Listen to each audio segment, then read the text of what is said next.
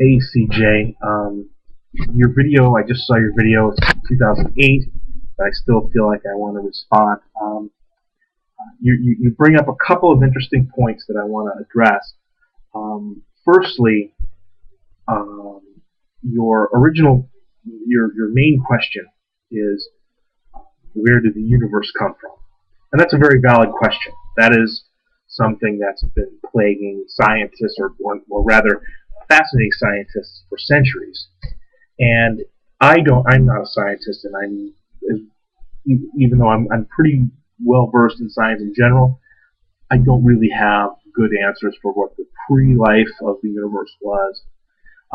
It's an incredible philosophical question, and you present some assumptions saying that, well, if something can come from nothing, so someone must have put something there, or a couple of your, and I don't have the transcript of your video in front of me, so I can't really respond to all of your questions or all of your words. But your question about the origin of the universe is a valid question. That's a great question.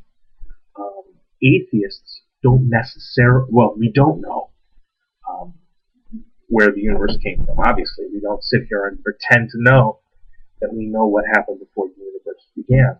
But for religious people to utilize that question in a religious context is a flawed argument. And here's why. The people who believe that we came from, or that the universe was created by a god or a higher power, we call those people deists. That's not a bad word per se. That's just the word we use. Atheists use it, philosophers and academics use the word deist. The founding fathers, many of the founding fathers were considered deists.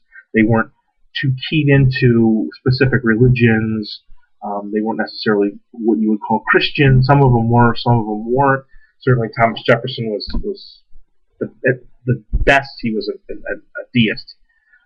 He sounds sometimes like an atheist, but so we have deists, right, on the far end, and the far, like almost an atheist or agnostic, a deist, right? And then later we have theists, people who believe that there's an actual a god or gods out there who care about human beings, care about what we do, why we're doing what we do, and how there are some consequences to our actions. They're going to act upon us. Okay, that's a theist thing. And then later still, we have Christianity and Hinduism and Islam and everything else. So it's this kind of a slow progression your way through philosophy from these early origins of the universe to Christianity or Catholicism and Baptists and everything, all the specifics at the very end. If your question about the origin of the universe does not lead then to Noah and Lot and his daughters and the necessity for the Bible to be true, if we don't know what the origins of the universe are, just because it's an answer, it does not make it any more valid than any other answer, or rather, it makes them all equally invalid. And also to your comment about maybe where atheists are mad or angry. Atheists by nature are not angry people. We don't. That's not part of the game. We don't have to be angry, and many of us aren't. I'm not an angry atheist. I don't like to think of myself as an angry atheist. But in defense of the angry atheist, and there are times when I get angry. When I wake up in the morning and I look at the news and I see people behaving irrationally toward other people, cruelly toward other people,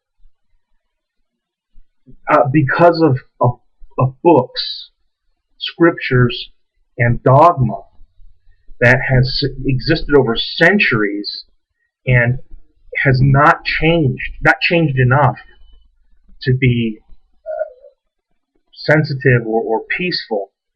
When I see people killing each other, or see people, creating public policies against climate change because God in the Bible said, I won't destroy the earth again by flood. That makes us crazy. We get angry because it's like someone saying, well, I love J.R.R. Tolkien, and therefore I'm basing my life around Lord of the Rings, and I want to make your life based on a little bit on Lord of the Rings. And it's very important that Lord of the Rings is in your life as it's in my life, and J.R.R. Tolkien wants everyone to. We want to start looking for orcs. Where are the orcs in our midst?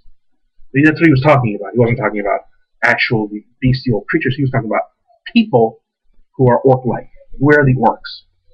I mean, if someone were to do that, it would be disgusting. It would be sickening, and everyone would be horrified if that were the case.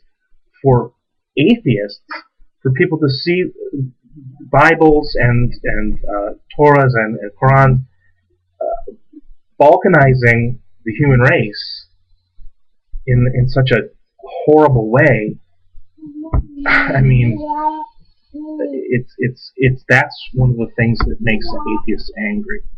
So my little almost got interrupted by my little 2-year-old daughter. Anyway, CJ, thank you for your question. You had a very valid, very good question, and thank you for being asking it in a nice way. Wish you the best, man. See ya. Thanks.